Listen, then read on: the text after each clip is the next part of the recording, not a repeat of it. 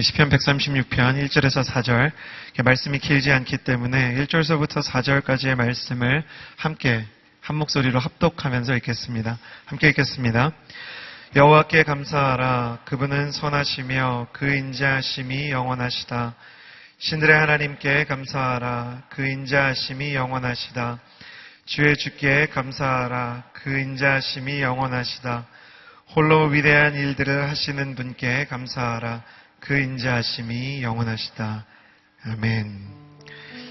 이 시간에는 불평을 이긴 감사라는 제목으로 성령의 사람 김승수 목사님께서 우리를 위한 하나님의 말씀을 전해주시도록 하겠습니다. 목사님을 사랑과 격려의 박수로 맞아주시기 바랍니다.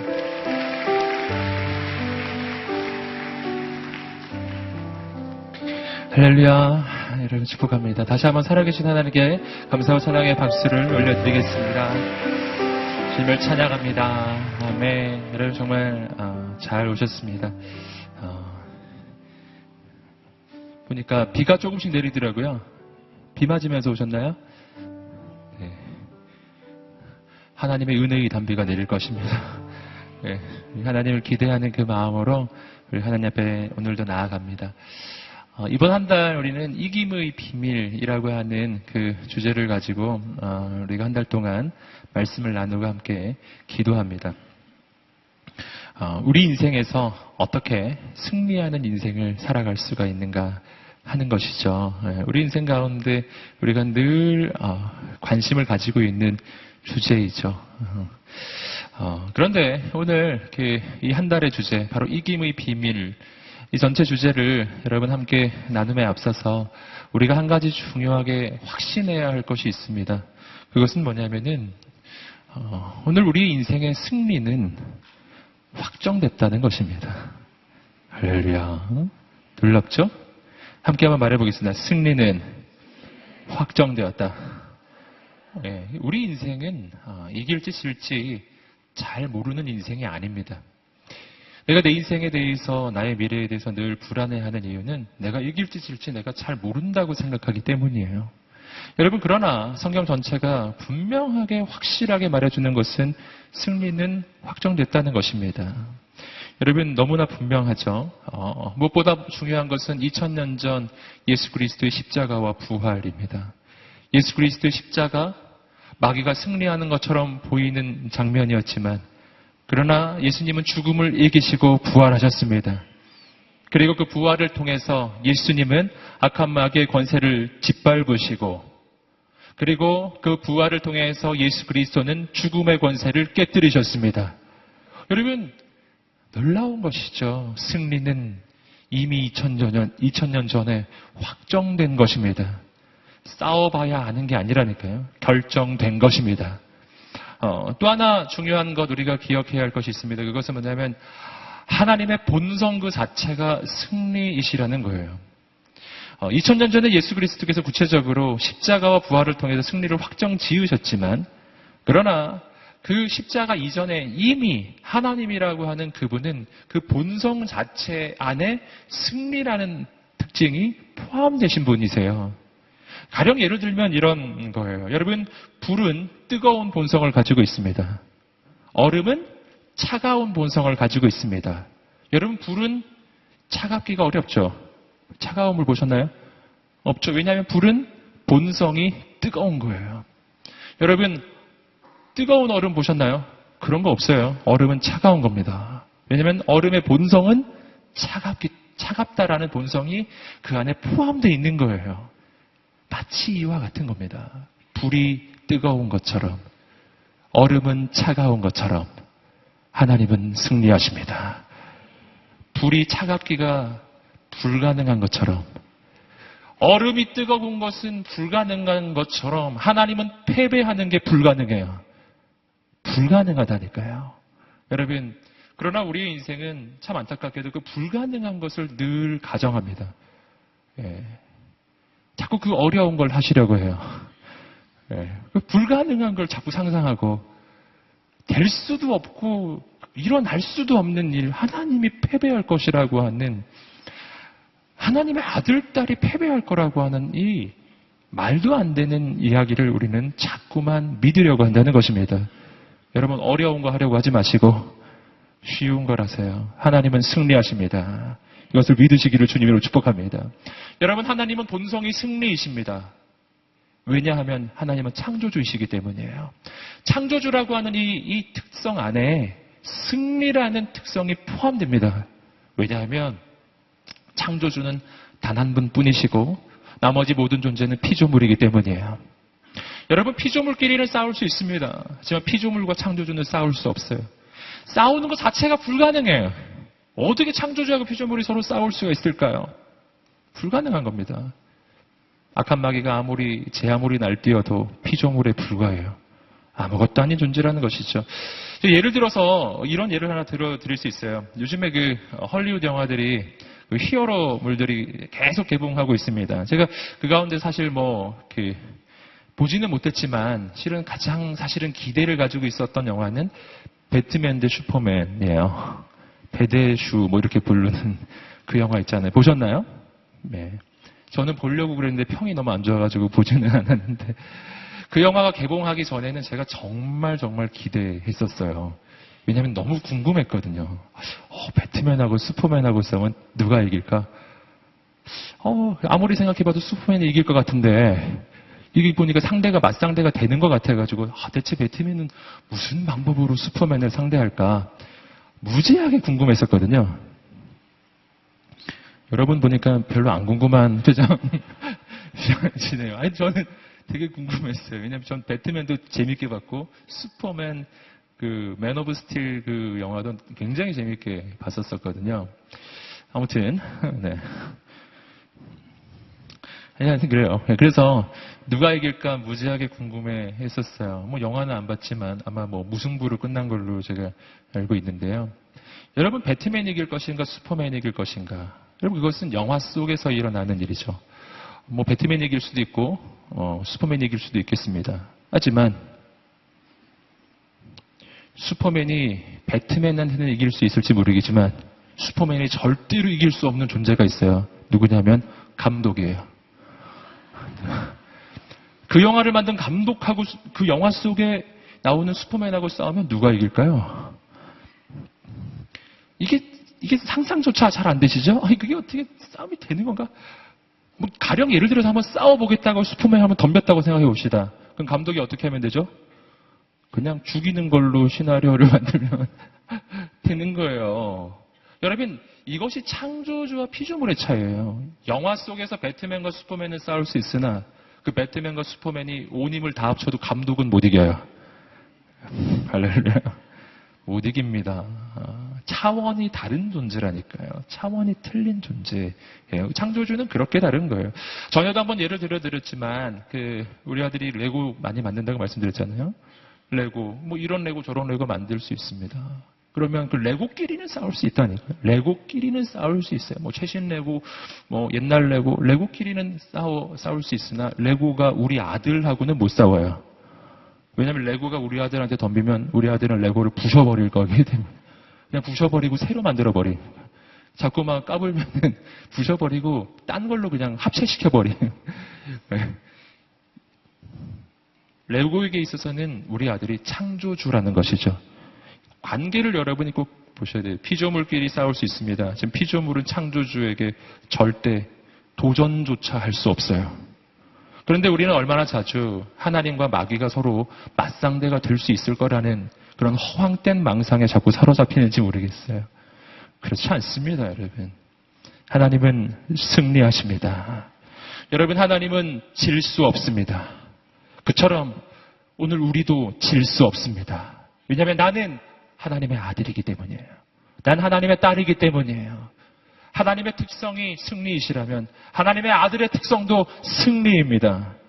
여러분, 그러므로 여러분 오늘 우리가 이김의 비밀이라고 하는 이 제목은요, 사실은 조금 바꿔줘야 해요. 왜냐하면은 이김의 비밀이라고 하는 제목은 우리가 이길지 질지 잘 모른다는 것을 전제하기 때문입니다. 하지만 우리는 승리하는 게 확정됐거든요. 그런데 그럼 질문이 나오죠. 그런데 왜 내 인생은 왜 이렇게 자꾸 이길지 질지 잘 모르는가? 내 인생이 이렇게 불확실할까요? 확정됐는데요. 여러분, 여기서 저는 그것을 이렇게 그 부분을 설명해 드리고 싶어요. 승리는 확정됐습니다. 되었습니다. 모든 그리스도인에게요. 예외가 없습니다. 그런데 차이가 있어요. 이 차이가 어디서 발생하냐면은 그 승리를 누리느냐 누리지 못하느냐의 차이라는 것이죠. 승리는 결정됐어요. 그것을 믿는 사람은 그 승리를 누립니다. 그래서 두 발 뻗고 자는 거예요. 이긴 거니까요. 누리지 못하는 사람이 있어요. 믿음이 없는 사람이죠. 믿음이 없으면 누리지 못해요. 누리지 못하면 승리가 확정돼 있어도 두려워요. 염려가 돼요. 늘 전전긍긍해요. 걱정 근심에 사로잡히는 거예요. 그리고 맨 나중에 진짜 승리를 보게 되면 아유 괜히 걱정했네. 이렇게 되는 거죠. 여러분 오늘 우리의 인생은 그래서 이 비밀을 발견해야 한다면 승리의 비밀이 아니라 사실은 승리를 누리는 비밀이에요. 여러분 오늘 승리를 누리는 비결이에요. 우리가 한 달 동안 4가지 주제를 함께 나눌 것입니다. 지난주에 이미 두려움을 이기는 사랑이라는 그 주제로 우리 귀한 목사님, 귀한 선교사님 오셔서 말씀 전하신 거 들으셨죠? 예, 오늘 우리는 한 달 동안 4가지, 그 4가지의 주제, 이미 승리를 주신 하나님의 그 승리를 난 어떻게 누리겠는가 하는 거예요. 오늘의 주제는 감사입니다. 감사. 감사가 바로 승리의 비밀이며 그 승리를 누리는 비밀이에요. 왜냐하면 이 감사 안에는 믿음이 전제되기 때문입니다. 아까도 말씀드렸죠. 승리의 비결 하나를 들려면 믿음이에요. 하나님을 향한 믿음. 그 승리를 누릴 수 있는 비결도 역시 믿음이에요. 하나님을 향한 믿음이에요. 근데 감사라는 것은 뭐를 전제한다고요? 믿음을 전제해요. 뭐를? 하나님에 대한 믿음. 여러분 오늘 우리 인생 가운데 감사가 있게 되기를 주님으로 축복합니다. 그렇다면 어떤 믿음이 그 감사 안에 포함되어 있는가? 가장 중요한 것은요. 하나님이 계시다라고 하는 사실에 대한 믿음입니다. 함께 한번 말해볼까요? 하나님은 계십니다. 아멘. 하나님이 계시다는 사실. 또 한 가지는 그 하나님이 나를 위해 일하신다는 그 사실. 이것에 대한 믿음이 있을 때 그때 생겨나는 것이 감사라고 하는 것입니다. 이 부분을 우리가 조금 더 생각해 볼 필요가 있습니다. 그러므로 감사라고 하는 것은요. 하나님이 계신 것에 대한 믿음이 있는 사람에게만 가능한 거예요. 하나님이 계시다는 그 믿음이 없으면 감사라는 것은 애초에 성립이 되지 않습니다. 애초에 성립되는 게 아닌 거예요. 물론 개개인의 관계 속에서 누가 나에게 선물을 주면 감사하고 이런 감사는 언제 어느 상황에서나 성립이 되겠죠. 하지만 제가 말씀드리는 이 감사는요. 내 인생 자체에 대한 해석을 이야기하는 겁니다. 내 인생에 대한 감사예요. 내 인생에 일어나고 있는 이 모든 일들에 대한 감사예요. 그 감사는요. 하나님이 계시다는 것을 전제할 때만 발생하는 거예요. 한번 뒤집어서 생각해 보겠습니다. 하나님이 없다고 생각하는 사람들이 있습니다. 무신론자들이죠. 하나님이 없다고 생각하는 사람은 온 세상에 이렇게 되어진 바가 어떻게 된 거라고 생각합니까? 진화를 통해 됐다고 생각하죠? 진화론자들입니다. 진화론적인 관점으로 인생을 바라보기 시작하면, 세상을 바라보기 시작하면 감사는 성립할 수가 없어요. 왜냐하면 감사는요, 본질적으로 어떤 상대방이 있음을 전제해요. 내 인생에 대해서 감사가 있으려면 내 인생을 이렇게 만들어주신 어떤 존재를 전제하는 겁니다. 즉, 창조주를 전제하지 않으면 내 인생에 대한 감사는 애초에 성립이 안 된다니까요. 무신론자들, 진화론자들은 하나님이 없다 주장하는 사람들이에요. 그들이 바라보는 인생에 대한 해석은 무엇입니까? 그들이 바라보던 인생에 대한 해석은요. 우연적 존재라는 것이죠. 우연히 세상은 생겨났고, 우연히 지구가 생겨났고, 우연히 어떤 세포가 생겨났고, 우연히 그 세포는 진화했고, 우연히 어느 날 인간이라는 존재가 나타났고, 우연히 난 오늘 이렇게 이곳에 있다. 난 우연적 존재예요. 여러분, 진화론자들의 관점에서 보면 생명현상이라는 것은 특별할 것도 없어요. 그냥 어떤 물리적 현상이에요. 마치 바람이 불면은 흙먼지가 날려가는 것처럼 그런 물리적 현상이에요.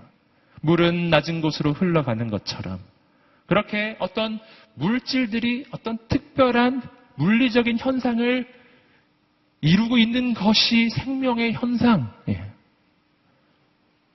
내가 진화론의 관점으로 바라보면요. 나는 개미보다 조금도 나을 것이 없어요.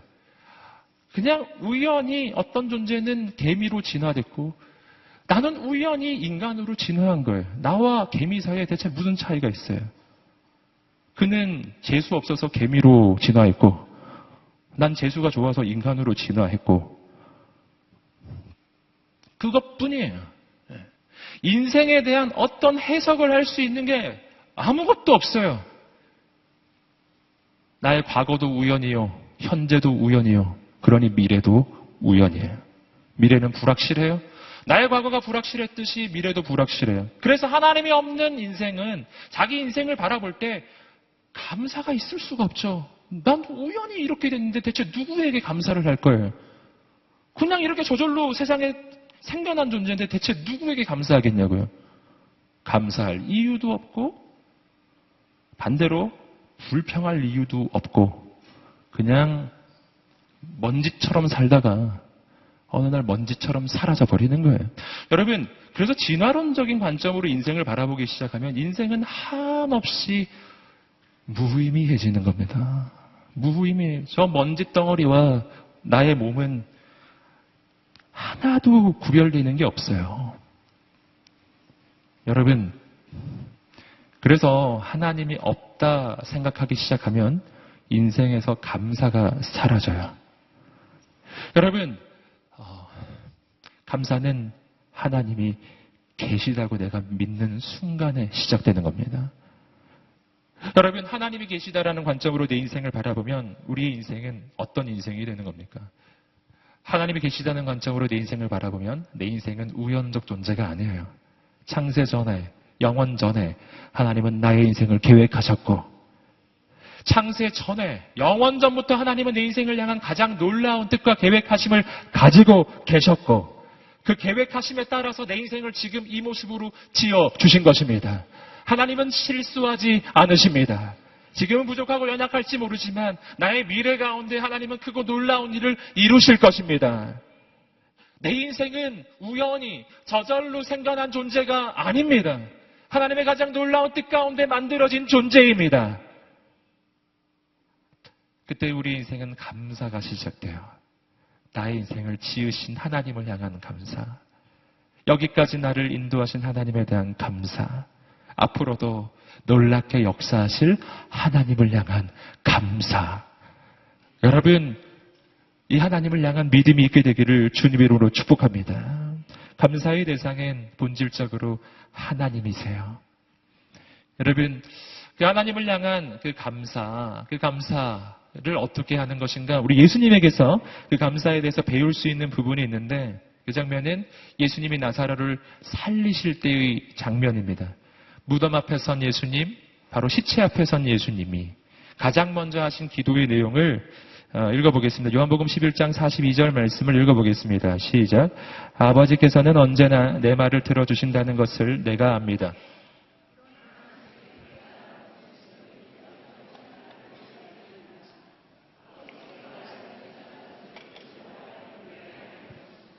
아버지께서는 언제나 내 말을 들어주신다는 것을 내가 압니다. 할렐루야. 아버지께서는 언제나 내 말을 들어주신다는 것을 내가 압니다. 여러분, 이 부분이 개역 개정판의 번역으로 보시면은 하나님께서 언제나 나의 기도, 나의 말을 들어주시는 것을 내가 감사합니다. 라고 하는 표현으로 나옵니다. 여러분, 주님은 언제 하나님 앞에 감사하는가? 처음에 한다는 거죠. 처음에. 함께 말해보겠습니다. 감사는 처음에 하는 것이다. 여러분, 오늘 우리 인생 가운데 그 감사가 있게 되기를 주님으로 축복합니다. 어떻게 그 감사할 수 있습니까? 그 까닭은요, 하나님께서 역사하실 것을 믿기 때문에 감사하는 거예요. 아직 눈에 보이지 않지만, 손에 잡히지 않지만 하나님께서 이루실 것을 믿는 것입니다. 그래서 이런 말이 성립되는 거예요. 범사에 감사하라. 여러분, 우리의 감사는 모든 일을 향한 감사가 될 수가 있습니다. 왜냐하면 하나님께서 그 모든 일을 통해서 놀랍게 역사하실 것을 내가 믿기 때문입니다. 여러분, 오늘 우리 인생에 감사가 있을 때 여러분, 감사하면 감사할 일이 생길 것입니다. 예, 한번 말해보겠습니다. 감사하면 감사할 일이 생길 것입니다. 아멘. 그래서 우리가 감사하고 감사해야 한다는 거예요. 여러분, 예수님이 하신 그 감사, 가장 먼저 하신 감사, 하나님을 향한 믿음 속에 나오는 감사, 현실을 바라보며 하는 감사가 아니라 하나님을 향한 믿음 속에서 하는 감사. 오늘 말씀은 바로 그 감사에 대한 시편인데요. 이 감사에 대한 시편 속에서 우리는 왜 하나님께 감사해야 하는지 그 까닭들을 몇 가지 발견할 수가 있습니다. 함께 오늘의 말씀 136편, 시편 136편 1절 말씀을 함께 읽어 보시겠습니다. 시작. 여호와께 감사하라. 그분은 선하시며 그 인자하심이 영원하시다. 아멘. 첫 부분을 보세요. 여호와께 감사하라. 보셨죠? 여러분, 감사는 하나님께 하는 거라니까요. 하나님을 믿지 않으면 감사가 없는 거예요. 여러분, 내 인생에 왜 감사가 없는가? 내 인생에 감사가 없는 이유는 감사할 일이 없어서가 아니라 하나님을 믿지 않기 때문에 감사가 없는 거예요. 하나님을 향한 신뢰 속에서만 감사는 시작돼요. 그리고 오늘 말씀에서 또 한 가지 보는 것은 뭐냐면 감사는 명령형이라는 것이죠. 데살로니가 전서의 말씀에서도 범사에 감사하라 라고 이야기하잖아요. 명령형이에요. 명령형이라는 의미. 여호와께 감사하라. 역시 명령형이죠. 여러분, 감사가 명령형인 이유가 있습니다. 그 까닭은 이것이 저절로 되는 게 아니라는 뜻이에요. 이게 만약에 그냥 저절로 막 되는 거라면 명령을 하실 이유가 없는 거죠. 이건 저절로 되는 것이 아니라 내가 의도를 가져야만 된다는 것입니다. 여러분, 내가 의지를 가져야만 한다는 거예요. 감사는 의지적으로 하는 것입니다. 여러분, 우리 인생의 본성은 본래 죄인이어서 우리는 가만히 있으면 뭘 하게 되냐면 저절로 불평하게 돼요. 예.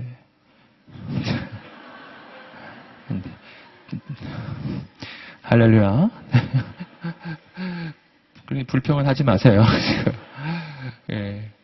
이런 거랑 비슷한 것이죠. 물고기가 있어요. 헤엄을 치지 않습니다. 가만히 있어요. 물고기가 아무것도 하지 않고 가만히 있으면 그 자리에 있게 되는 게 아니에요. 가만히 있으면 물결에 떠내려가는 거죠. 믿음의 생활도 마찬가지입니다. 감사 생활도 마찬가지예요. 내가 가만히 있으면 그냥 감사를 안 하게 되는 그 정도 수준이 아니라 불평을 하게 돼 있어요.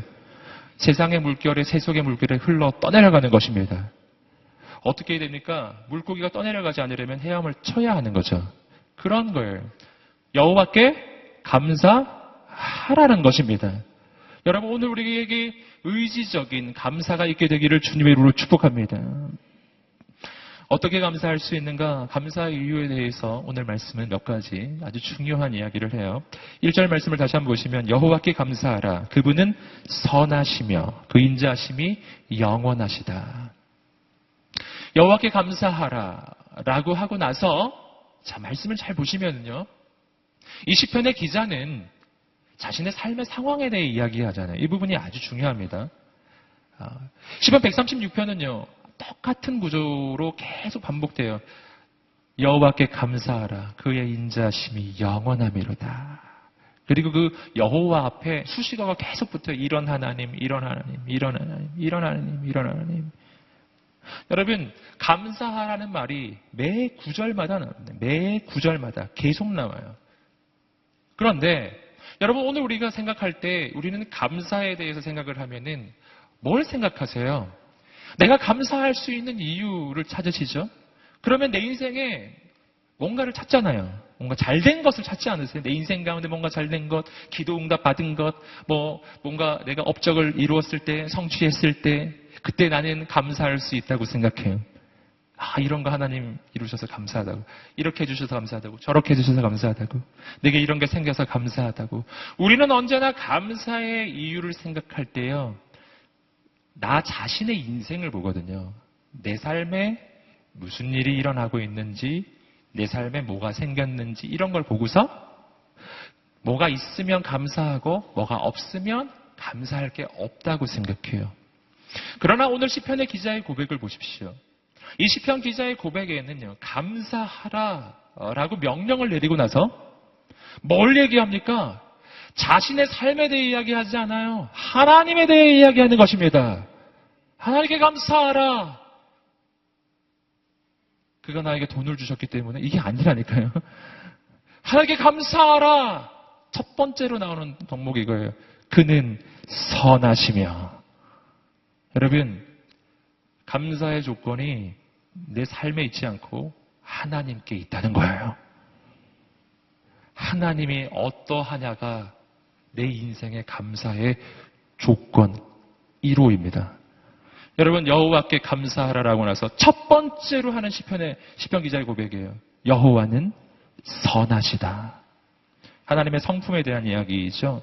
여러분, 하나님을 향한 감사의 시작점이에요. 그것은 하나님의 성품에 대한 확신입니다.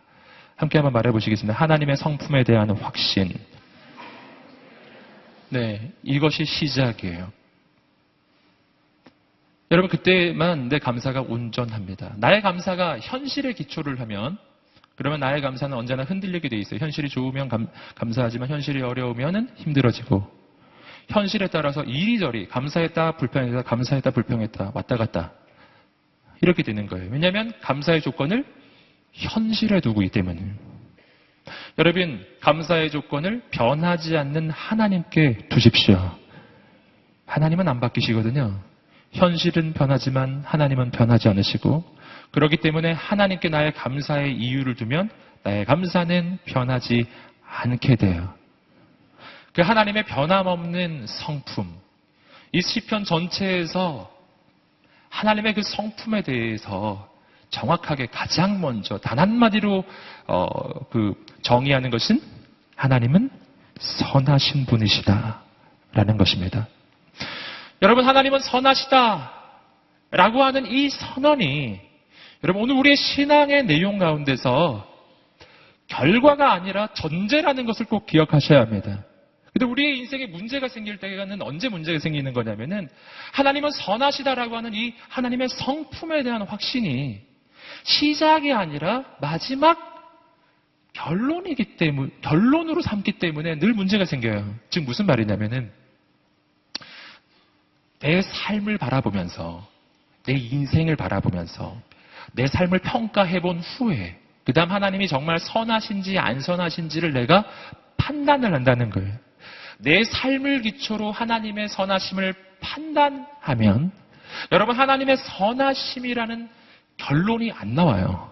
왜냐하면 내 삶은 힘들기 때문이에요. 내 삶을 기초로 하나님을 평가하면 하나님은 언제나 악하게 느껴지고 내 삶은 언제나 불평뿐이에요.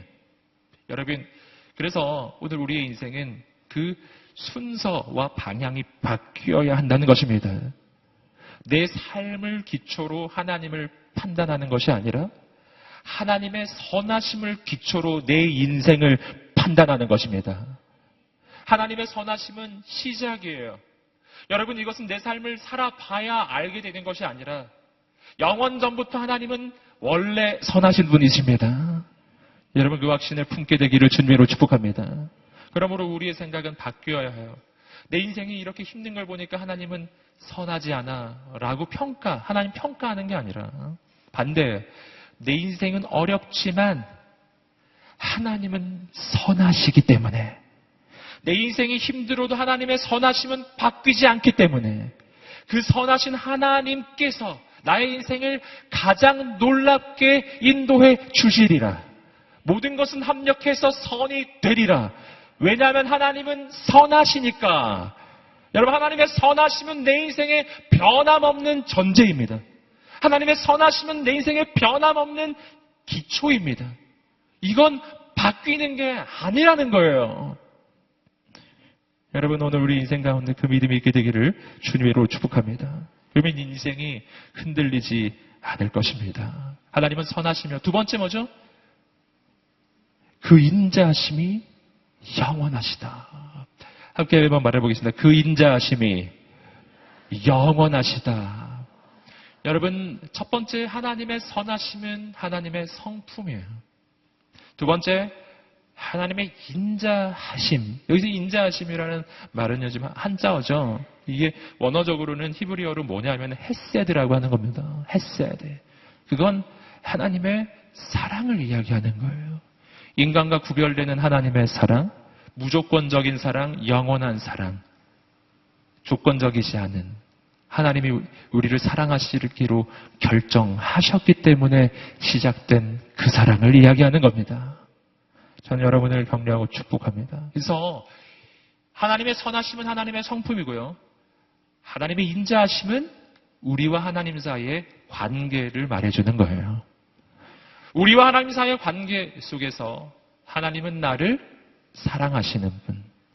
나와 하나님 사이의 관계 속에서 나는 하나님의 사랑을 받는 존재예요. 그런데 그 하나님의 사랑은 어떻다고요? 하나님의 인자하심은 영원해요. 즉 하나님의 사랑은 영원하다는 것입니다. 여러분, 이것이 오늘 우리의 믿음이에요. 나는 하나님의 사랑받는 사람이거든요.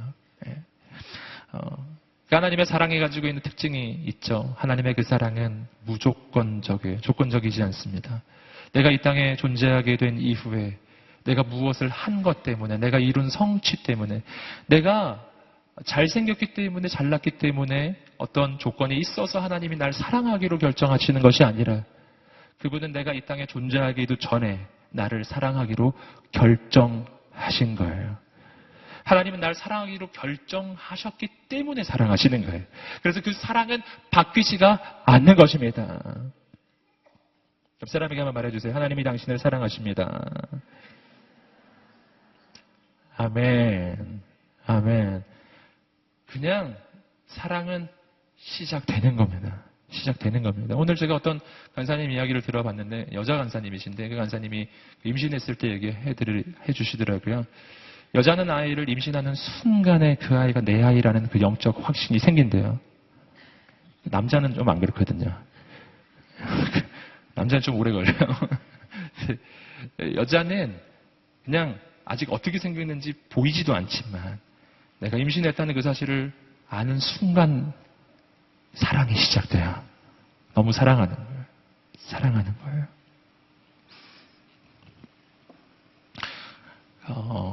그 아이가 아직 어떻게 생겼는지 모르지만 그냥 사랑하기로 결정한 겁니다. 예. 그리고 그 아이가 이 땅에 나오면 그 아이가 어떻게 생겼는지 확인했을 때 사랑이 안 바뀌어요. 예. 사랑이 바뀌지 않아요. 예. 바뀌지 않습니다. 그 아이를 보면은 그냥 세상에서 제일 예쁘죠. 예. 그래서 많은 부모들이 착각하잖아요. 자기 아들이 천재인 줄 알고 우리 아들이 너무 똑똑하다고 막 말을 한다고 막 이러면 예. 여러분, 내 자식을 향한 사랑은 그냥 되는 거거든요. 그냥. 이게 하나님이 나를 향한 사랑이십니다. 여러분, 하나님의 사랑은 영원합니다. 하나님의 사랑의 특징이 무조건적이고 나는 하나님의 사랑은 영원하다. 하나님의 사랑이 영원하다는 것은요. 그것은 바뀌지 않는다는 것을 의미하죠. 언제 바뀌지 않냐면은 우리의 상태에 따라 바뀌지 않는다는 거예요. 내가 하나님께 잘하면 날 사랑해 주시고 내가 하나님께 좀 못하면 날 버리시는가? 아니라는 거예요. 내가 하나님 앞에서 신실하면 날 사랑하시다가 내가 실수하고 죄를 짓고 자꾸 실패하고 그러면 하나님 날 버리시는가? 아니라는 걸. 절대 그렇지 않아요. 여러분, 하나님의 사랑은 변함이 없다는 것을 믿으시기를 주님으로 축복합니다. 여러분, 그 사랑은 연약한 자, 부족한 자를 향해서 더 커져요. 예를 들면 이런 거와 마찬가지죠. 내 몸에 병이 들어요. 여러분, 예를 들어서 발톱에 가시가 박혔어요. 그러면 어떻게 됩니까? 그러면 내 온 신경이 그 발톱에 가는 거죠. 오직 발톱만을 생각해요. 실은 내 심장이 더 중요한데 실은 내 두뇌가 더 중요하잖아요.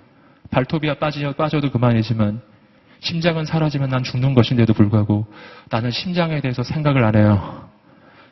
오직 아픈 발톱만 생각하는 거죠. 그런 거거든요. 여러분, 오늘 우리의 인생이 부족하고 연약할 때 하나님이 날 버리시는 것이 아니라 연약한 그를 더 생각하십니다. 내 인생이 부족할 때 하나님은 나를 향한 하나님의 사랑은 더욱더 커진다는 것을 믿으시기를 주님으로 축복합니다. 그래서 성경이 이렇게 말하죠. 죄가 더한 곳에 은혜가 더하더라. 여러분, 부족하세요? 죄가 많으십니까? 하나님이 당신을 더 사랑하실 거예요. 은혜는 더욱 넘칩니다.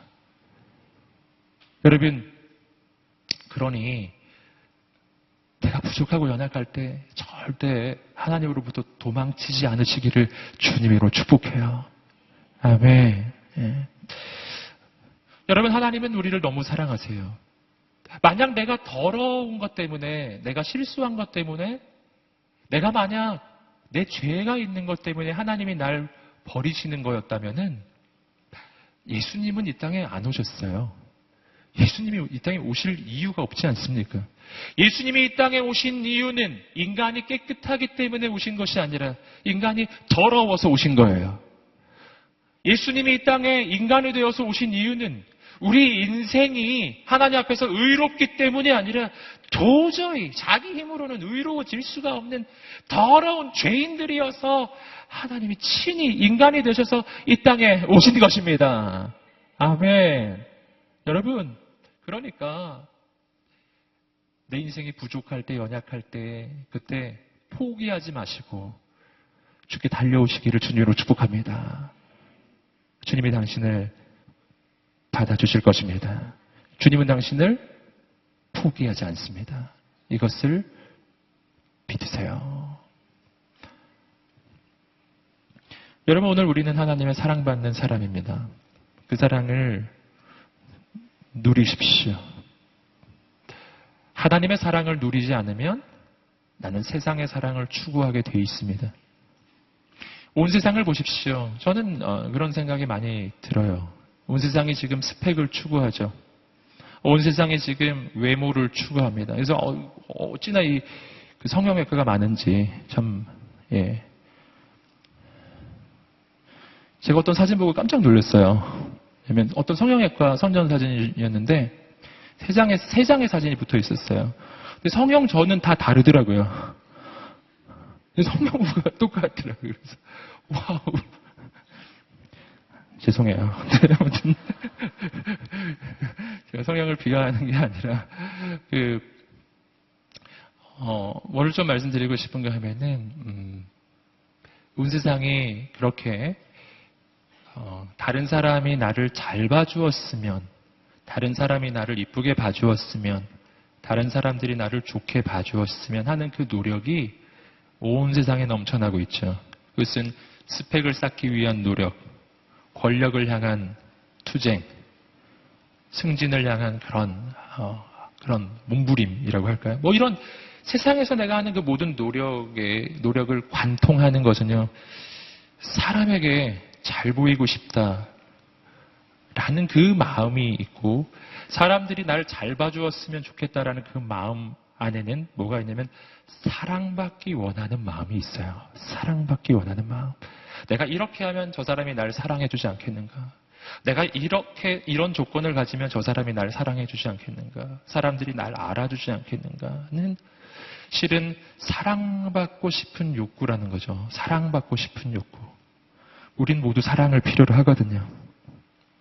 여러분, 그런데 저는 오늘 이 말씀을 통해서 여러분 격려하고 축복해드리고 싶습니다. 여러분, 오늘 우리는 세상의 사랑을 추구하지 않아도 오늘 우리의 인생은 이미 사랑받았다라는 것이죠. 오늘 우리의 인생은 이미 하나님의 사랑을 차고도 넘치게 받고 있는 사람들이라는 것입니다. 아멘. 내 마음에 인간을 향한 그 사랑이 그렇게 갈급해지는 이유가 있습니다. 그건 인간의 사랑이 없어서가 아니라 실은 하나님만이 채워주시는 내 영혼의 깊은 그 갈망이 있는데, 그 하나님의 사랑을 내가 알지 못하기 때문에 그것을 인간의 사랑으로, 세상의 조건으로, 세상의 인정으로 대신 채우려고 하는 것이에요. 그러나 그것은 절대로 성공하지 않아요. 절대로. 절대로 채워지지 않아요. 왜냐하면 그 부분은 하나님만 채워주시는 부분이기 때문입니다. 그 세상의 어떤 것으로 내 인생에 무엇을 채우려 하지 마십시오. 여러분, 하나님의 사랑 안에서만 내 영혼은 만족할 것입니다. 여러분, 근데 하나님이 당신을 사랑하세요. 그 사랑은 2000년 전에 십자가에서 증명되었어요. 나는 사랑받는 사람이에요. 지금은 뭐를 하셔야 되냐면 그 사랑을 누리세요. 누리십시오. 함께 한번 말해보겠습니다. 나는 하나님의 사랑받는 사람입니다. 아멘. 한 번 더 말해보겠습니다. 내가 연약할수록, 내가 실패할수록, 내가 더러울수록 그 사랑은 더욱 커집니다. 그 사랑이 나를 변화시킬 것입니다. 아멘. 당신은 사랑받는다고요. 네. 옆 사람에게 한번 말해주세요. 하나님이 당신을 사랑하십니다. 한 번 더 말해주세요. 그런데 나를 더 사랑하시네요. 네. 네. 그러면 하나님은 우리를 너무너무 사랑하시는데요. 마치 온 세상에 나 하나밖에 없는 것처럼 나를 사랑해 주시는 거예요. 하나님은 나를 사랑하세요. 하나님은 나를 편애하세요. 그런데 하나님은 이 땅의 모든 사람을 편애하세요. 마치 나밖에 없는 것처럼. 하나님은 나 하나만 있었더라도 분명 그 아들 예수님을 보내주셔서 십자가에 죽게 하셨을 것입니다. 나를 살리기 위해. 여러분, 그러니 여러분 세상의 사랑을 갈구하면서 그렇게 내 영혼의 그 빈자리를 채우려 하지 마십시오. 나는 내 인생의 가치를 세상의 자격으로, 세상의 조건으로 증명하지 않아도 됩니다. 왜냐하면 내 인생의 가치는 하나님께서 이미 증명하셨어요. 2000년 전에 나를 살리려고 그 아들을 보내셨거든요. 당신은 아무 일도 하지 않아도 이미 가치가 있어요. 여러분, 이러한 영적인 확신이 내 인생을 세우는 기초예요. 내 삶을 세우는 기초라고요. 이런 기초가 없기 때문에 나는 세상 속에서 헛된 것을 위해서 그렇게 애를 쓰는 겁니다. 헛되게 세상의 인정을 받으려고, 헛되게 사람의 인정을 받으려고 그렇게 애를 쓰는 겁니다. 저는 직장생활 하지 말고 뭐 아무것도 하지 말라는 것은 아니에요. 다만 그 방향과 목적이 바뀌어야 한다는 것입니다. 사람의 인정을 받으려고, 세상의 인정을 받으려고 아등바등 애쓰는 인생이 되지 마시고 먼저 그의 나라와 그의 의를 구하는 인생이 되시기를 주님으로 축복합니다. 하나님의 비전을 위해서 직장 가십시오. 사람의 인정받으려고 직장 가지 마시고, 사람의 인정받으려고 스펙 쌓지 마시고, 하나님의 역사를 위해서 준비하기 위해 스펙도 준비하는 거예요. 할렐루야. 이 내용이 바뀌어야 한다는 것이에요. 그러면 인생이 불안하지 않습니다. 여러분, 하나님은 선하시고 그분의 그 사랑은 영원해요. 이것이 내 인생의 기초입니다. 시편 136편 2절 말씀을 계속 읽어보시겠습니다. 시작. 신들의 하나님께 감사하라. 그 인자하심이 영원하시다. 말씀을 보시면 신들의 하나님께 감사하라. 그 인자하심이 영원하시다. 자, 그 아래 구절 보시면요, 계속 반복돼요. 그 인자하심이 영원하다. 그 인자하심이 영원하다. 이 구절은 똑같이 반복됩니다. 끝까지 반복돼요. 즉 하나님의 사랑의 영원함은 계속 반복됩니다. 그리고 그 앞이 바뀌어요. 신들의 하나님, 주의 주이신 하나님, 홀로 위대한 일을 이루시는 하나님, 창조의 하나님, 구원의 하나님, 이렇게 하나님에 대한 수식어만 계속 바뀝니다. 그리고 나서 그 하나님께 감사하라. 그 인자심이 영원함이로다. 여러분, 내가 하나님께 감사하는 이유가 있어요. 그것은 하나님의 사랑이 영원하기 때문이고요. 그런데 그 하나님의 사랑이 영원하다는 것이 내 인생의 감사가 되는 이유는 나를 사랑하시는 그 하나님이 너무나 위대하신 분이시기 때문이에요. 누군가 나를 사랑하는데 그 누군가가 너무 위대한 존재라는 것이죠. 그분을 얼마나 크게 보느냐에 따라서요. 그분이 나를 사랑하신다는 그 사실이 크게 느껴지는 겁니다. 여러분, 그래서 그 하나님에 대한 확신이 계속해서 오늘 본문의 말씀은 이야기하는 거예요. 오늘 2절 말씀에서 이야기하는 것은 하나님은 신들의 하나님이에요. 다른 뜻을 다르게 말하면 이런 것입니다. 함께 말해보겠습니다. 신 중의 신. 이게 하나님의 수식어예요. 그분은 홀로 유일하신 하나님이십니다. 말씀드린 것처럼 여러분, 하나님은 다른 신들과 비교해서 비교 우위에 계신 분이 아니에요. 비교해보니까 하나님이 제일 나으시더라가 아니라니까요. 하나님은 비교가 안 되는 분이에요. 아까도 말씀드렸죠. 피조물과 창조주는 비교의 대상이 될 수가 없는 것이거든요. 여러분, 그분이 신 중의 신이라는 말의 의미는 다른 신은 전부 가짜란 뜻이에요. 악한 영은 가짜란 것입니다. 마귀는 가짜예요. 여러분, 오늘 근데 참 신기하게 돼요.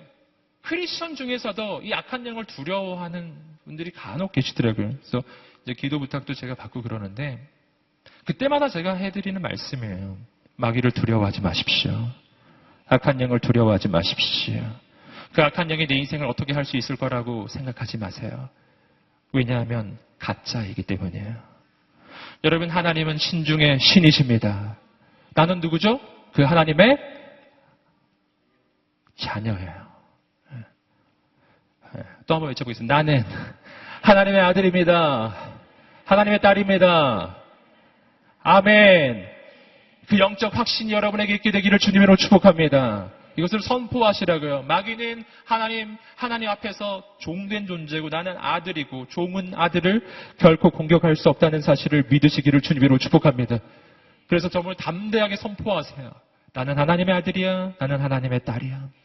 여러분, 그가 신 중의 신이라는 말의 의미는요. 악한 영을 두려워하지 말라는 의미인 동시에 또 한 가지는 하나님만 섬기라는 것입니다. 딴 건 다 가짜니까요. 여러분, 내 인생의 가장 높은 자리에 오직 하나님만 계시기를 주님으로 축복합니다. 계속해서 시편 136편 3절의 말씀을 함께 읽어보시겠습니다. 시작. 주께 감사하라. 그 인자하심이 영원하시다. 아멘. 여기서는 주예요. 앞에서 말한 거는 신 중의 신. 두 번째는 중의 주. 여기서 이 주라는 것은 주인이란 뜻입니다. 여러분, 이것은 세상의 권세자들을 가리키는 거예요. 세상의 권세자들, 권력자들이 많습니다. 하지만 하나님은 그 권세자들, 권력자들 중에서도 주권자이십니다. 이것은 또 다른 말로 하면 왕 중의 왕이다라는 뜻이에요. 여러분, 왕 중에서 비교적 더 높은 왕이란 뜻이 아니라 다른 모든 왕들이 섬기는 왕이고요. 그는 주 중에서 제일 좋은 주가 아니라 여러분, 세상에 많은 주가 있지만 그 가운데 그 주라고 불려지는 존재들이 섬기는 주. 그분이 우리가 섬기는 하나님이십니다. 이것을 오늘 우리의 인생 가운데 그 믿음이 있게 되기를 주님으로 축복합니다. 세상의 권세는 흔들리고 세상 나라는 망합니다.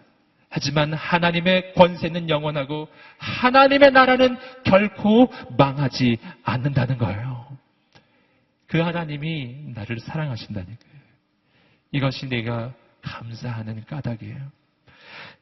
시편 136편 4절 말씀 계속해서 읽어보시겠습니다. 시작.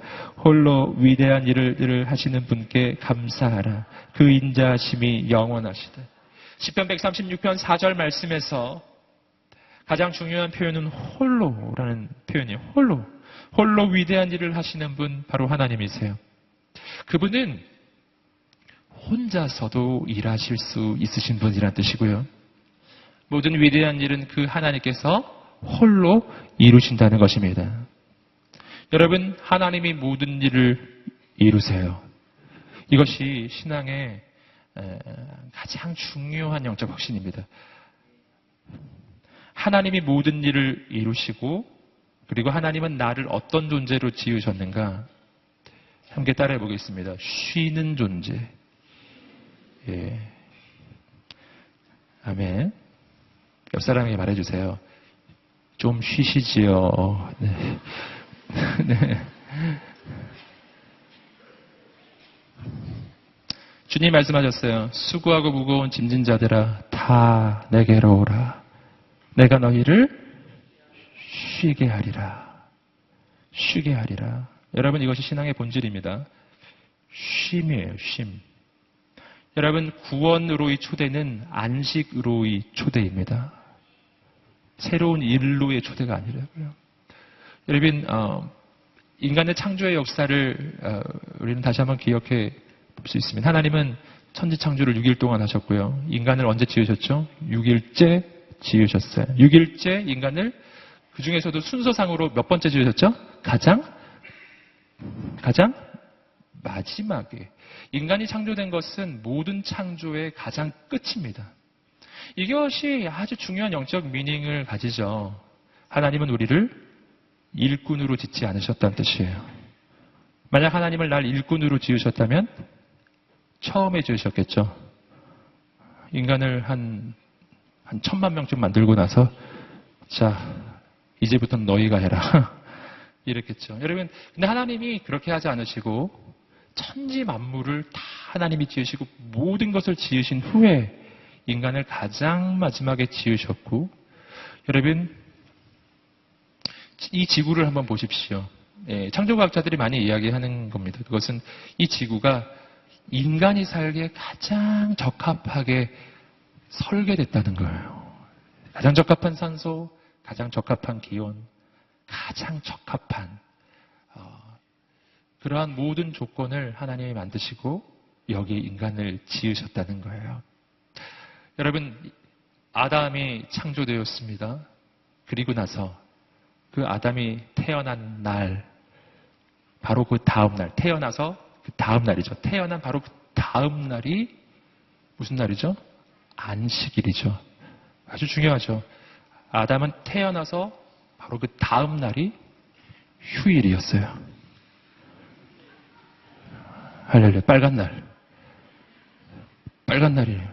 태어나자마자 빨간 날. 할렐루야. 당신은 쉬기 위해 태어난 사람이에요. 예. 당신은 사랑받기 위해서도 태어났지만 당신은 쉬기 위해 태어난 사람. 그러니 너무 일 때문에 너무 그렇게 스트레스 받지 않으시기를 주님으로 축복합니다. 예. 신앙의 본질은 쉼에 있습니다. 일은 하나님이 하신다는 것이죠. 하나님께서 그래서 이렇게 말씀하신 거죠. 예레미야 33장 2절 3절 말씀 읽어보시겠습니다. 시작. 일을 행하시는 여호와, 그것을 만들며 성취하시는 여호와, 그의 이름을 여호와라 하는 이가 이와 같이 이르시도다. 너는 내게 부르짖으라. 내가 내게 응답하겠고 내가 알지 못하는 크고 은밀한 일을 내게 보이리라. 일을 행하시는 여호와. 일은 하나님이 하신다. 너희는 부르짖으라. 일은 하나님이 하시는 거야. 함께 외쳐보겠습니다. 일은 하나님이 하신다. 우리는 부르짖는다. 아멘. 하나님께 요청드리는 거예요. 하나님께 요청드리는 거예요. 하나님이 행하시고 일을 이루어 가십니다. 여러분, 내가 쉰다는 것은요, 하나님을 향한 신뢰를 표현하는 거예요. 내가 내 일을 쉬면 하나님의 역사가 시작할 것입니다. 여러분, 이 비밀을 우리가 꼭 깨달아야 합니다. 그래서 내가 인생이 그렇게 힘이 든 이유가 있어요. 인생이 너무너무 힘이 든 이유가 있어요. 신앙생활을 하는데도 여전히 힘이 들어요. 왜인지 아시겠어요? 내가 충성하고 봉사하는데 너무 힘들어요.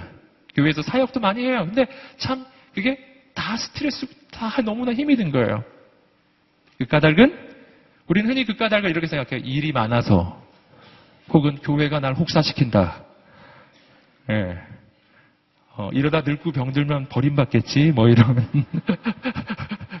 이런 생각. 네. 쓸데없는 그런 하나님 주신 생각도 아닌 생각들을 자꾸 하죠. 여러분, 내가 스트레스 받고 힘든 가장 중요한 이유는 일이 많기 때문이 아니라 그 일을 내가 하기 때문이에요. 그 일을 내가 하려고 들면 딱 한 가지 일만 해도 죽을 지경입니다. 예, 알고 보면 별로 하는 일도 없는 건데 대단한 봉사를 하는 줄 알았어요, 저는. 그러나 여러분, 언제 쉼이 시작될까요? 하나님께 맡길 때예요. 하나님께 맡길 때예요. 여러분, 그 영적인 비밀을 오늘 알게 되기를 주님으로 축복합니다. 그 하나님께 맡기는 과정이 믿음의 과정이죠. 오늘 마태복음 6장 31절부터 34절까지의 말씀에서 그래서 그러한 하나님을 신뢰하는 삶, 홀로 모든 일을 이루시는 그 하나님을 바라보며 그 하나님을 신뢰하는 삶을 이렇게 표현하고 있습니다. 함께 읽어보겠습니다. 31절부터 읽겠습니다. 시작. 그러므로 무엇을 먹을까, 무엇을 마실까, 무엇을 입을까 걱정하지 말라.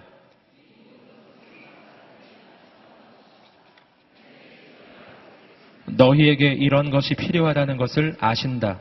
오직 너희는 먼저 그 나라와 그 의를 구하라. 그러면 이 모든 것도 너희에게 더해 주실 것이다.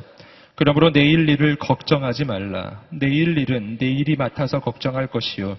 한날의 괴로움은 그날에 겪는 것으로 충분하다. 아멘. 염려하지 마십시오. 주님 말씀하시잖아요. 염려하지 말아라. 염려하지 말아라.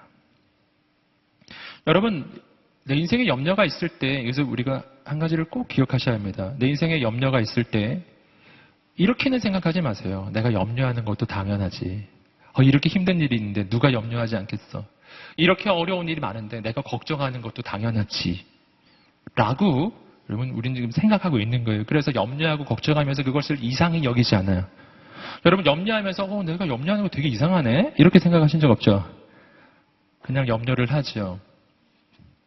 그러나 오늘 말씀에 의하면 하나님의 사람이 걱정하고 염려를 하고 있는 것은 아주 이상한 일이에요.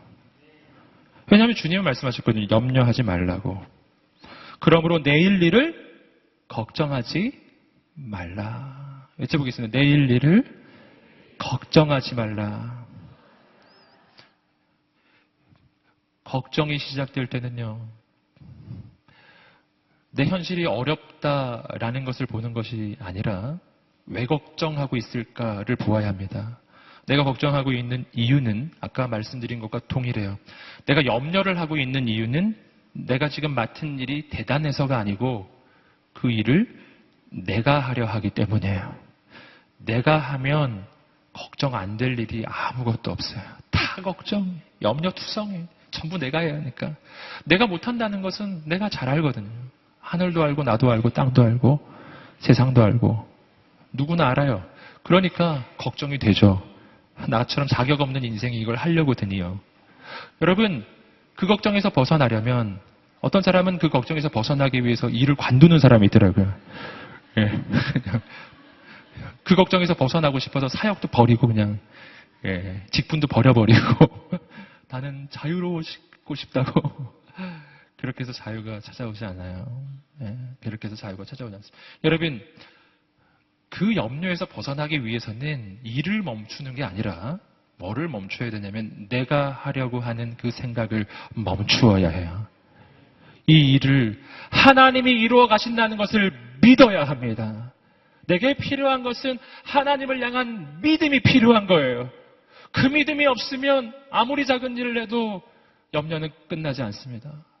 그 믿음이 있으면 아무리 큰 일을 해도 두렵지 않을 것입니다. 할렐루야. 오늘 이 밤이 그 믿음을 받는 밤이 되시기를 주님으로 축복합니다. 여러분, 한 가지 필요한 게 있어요. 먼저 그의 나라와 그의 의를 구하라. 이거 하나가 필요합니다. 내게 믿음이 필요하고 하나님의 의를 구하는 그 하나님의 비전이 필요해요. 그리고 나서 일은 하나님께 드리세요. 하나님 이루실 것을 믿으십시오. 그리고 어떻게 하라고요? 내일 일은 걱정하지 말고 내일 일은 내일에 맡기고 오늘은 자라. 아시겠죠? 오늘 이 밤에 불면증이 떠나가기를 주님으로 축복합니다. 밤잠을 못 이루는 분들, 여러분 오늘 이 밤에 머리를 입에 대는 순간 하나님께서 안식을 주실 것을 믿습니다. 하나님께 맡기십시오. 하나님 역사하실 것입니다. 여러분, 하나님께서 홀로 이루신다는 것은요, 하나님께서 앞서 행하신다는 뜻이에요. 주님은 언제나 우리에게 이렇게 말씀하세요. 나를 따르라. 주님이 우리 앞에 계신다는 것이죠. 적진을 향해 가고 있습니다. 예수님은 우리에게 이렇게 말씀하시죠. 나를 따르라. 가장 위대하신 장군이 우리 앞에 계세요. 적군을 누가 가장 먼저 만나죠? 누가 가장 먼저 만나죠? 우리 앞에 계신 분이 가장 먼저 만나죠. 주님이 나를 따르라고 말씀하셨으니 주님이 최선두에 계시잖아요. 그러니 적을 누가 가장 먼저 만날까요? 주님께서 가장 먼저 만나실 것입니다. 여러분, 그 주님께서 적군을 만나는 순간 적군은 여러분 패배하는 것입니다. 여러분, 우리가 그 적군을 만날 때쯤 됐으면 이미 상황 종료예요. 주님 벌써 다 하셨네요, 주님. 제가 좀 해보려고 했는데 주님이 다 하셨네요. 여러분, 우리는 뭐를 하는 거죠? 주님이 우리 앞서 싸우시고 우리는 주님을 예배하는 것입니다. 할렐루야. 주님을 찬양합니다. 주님께서 행하셨군요. 아멘. 주님께서 이미 역사하셨군요. 우리는 그분의 뒤를 따라가는 것입니다. 그분은 홀로 행하시는 분이세요. 아멘. 여러분, 오늘 우리에게 그 믿음이 있게 되기를 주님으로 축복합니다. 여러분, 하나님에 대한 그 확신 속에 우리의 인생은 감사가 시작되는 거예요. 여러분, 하나님을 확신하면 홍해 앞에서 감사할 수 있어요. 왠지 아시겠죠? 홍해는 갈라질 것이기 때문에요. 그 하나님에 대한 확신이 있으면 여리고성 앞에서 감사할 수 있어요. 왜냐하면 그 여리고성은 무너질 것이기 때문에요.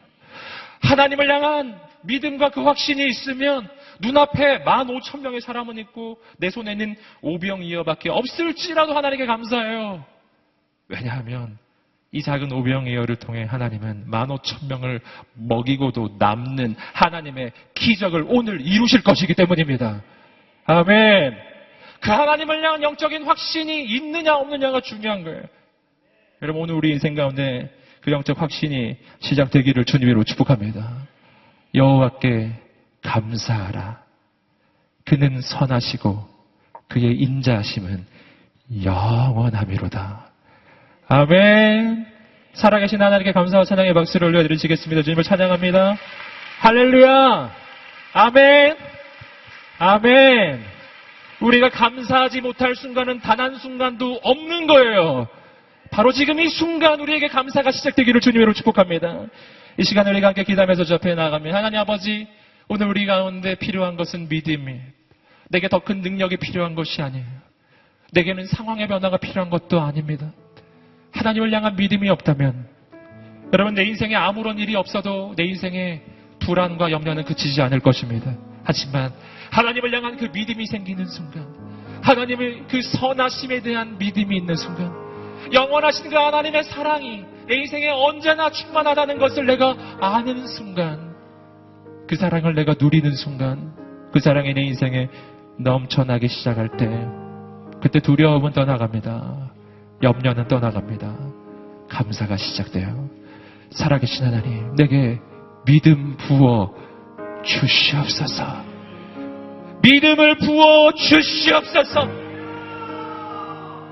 세상에게 잘 보이려 하는 인생이 되지 않게 하여 주시고, 오늘 우리 인생 가운데 하나님을 향한 거룩한 믿음이 시작되게 하여 주시옵소서.